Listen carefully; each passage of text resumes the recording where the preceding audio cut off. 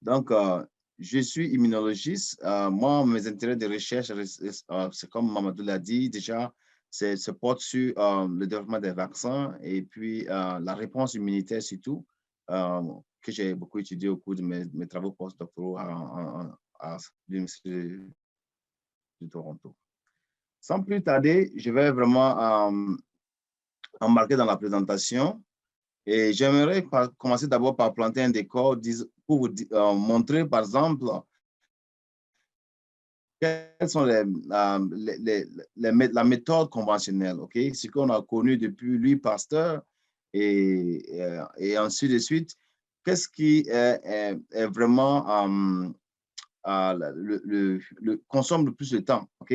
Vous savez, pour les vaccins, il y a des vaccins qui sont atténués, c'est-à-dire qu'on prend le pathogène, on essaie d'en produire en grande quantité, soit on les atténue avec des produits chimiques, ou bien on les inactive complètement en essayant, par exemple, de les désarmer. C'est comme si on prenait quelque chose de très dangereux, on le désarme, il devient inoffensif, de sorte que lorsque cette entité-là est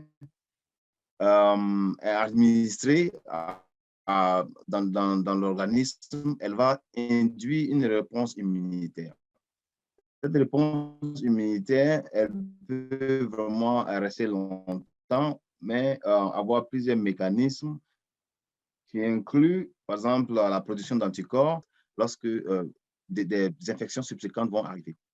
Ce qui est intéressant, c'est qu'avec cette maladie, aujourd'hui, nous ne pouvons pas cesser de raconter vraiment les produits du progrès de la médecine dû au vaccin parce que beaucoup de maladies ont presque été éradiquées. Aussi, il y a le fait que cela produit même une mémoire immunitaire, c'est ce qu'on cherche toujours lorsqu'on vaccine les populations. Mais malgré ces progrès et ces défis, nous savons que de plus en plus, il y a des pathologies, par exemple, comme la coqueluche, qui sont récurrentes. Elles sont récurrentes dues au fait que les pathogènes aussi, et aussi, ils essaient d'échapper en faisant des mutations, en produisant des facteurs qui permettent à la résistance, même la colonisation de certains organes, par exemple dans le cas des maladies respiratoires. Et donc, ça représente aussi un défi. Ça représente un défi que nous devons, OK?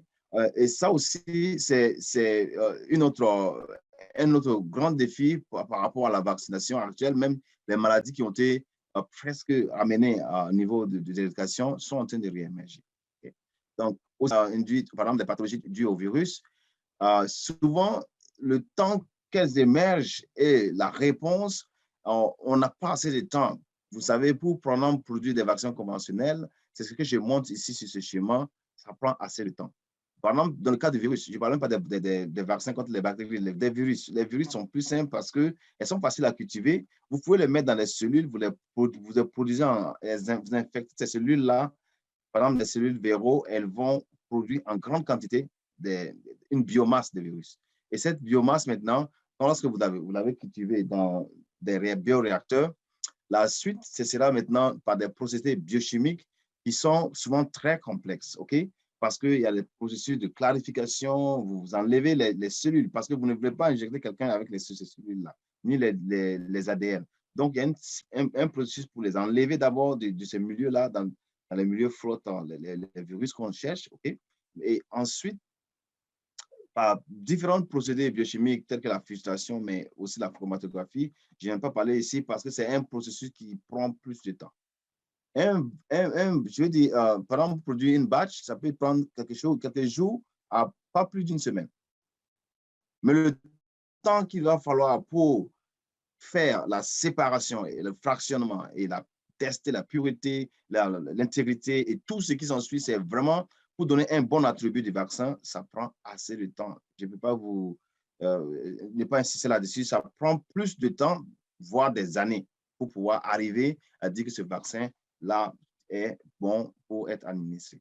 Et aussi être avec le régulateur, obtenir vraiment tout ce qui est par exemple, l'autorisation et ça. Donc, vous voyez que cette méthode-là, elle est vraiment fastidieuse. C'est vrai que elle donne une réponse immunitaire qui est vraiment très adéquate, mais vous savez, par exemple, dans le cas de COVID, et c'est dans le sujet que nous allons discuter aujourd'hui, on voit que lorsque la pathologie, la pandémie est arrivée, c'était vraiment un grand défi, non seulement pour les gouvernants, les régulateurs, ceux qui fabriquent les vaccins et même toute la communauté scientifique. Et je pense qu'elle n'a pas laissé personne indifférent. Même l'économie a été touchée. Comment faudrait faire pour répondre aussi rapidement? Bon, je vais rappeler que, par exemple, pour faire un vaccin conventionnel, le temps que ça va vous faire pour la recherche préclinique, pour démontrer que vous avez des cibles thérapeutiques, faire screener ces cibles, les trier, arriver à les valider. Maintenant, commencer le développement clinique, faire les études cliniques, arriver jusqu'à obtenir la mise au marché, sur le marché, ça peut vous prendre facilement 10 à 12 ans. Et ça même, ça vient du fait que souvent, il y a une bonne collaboration avec ceux qui font la recherche fondamentale, où déjà les cibles sont déjà vues et on essaie seulement, nous, en tant que professionnels du domaine pharmaceutique, par exemple, aller plus vite. Même la reformulation d'un vaccin, ça peut prendre assez de temps.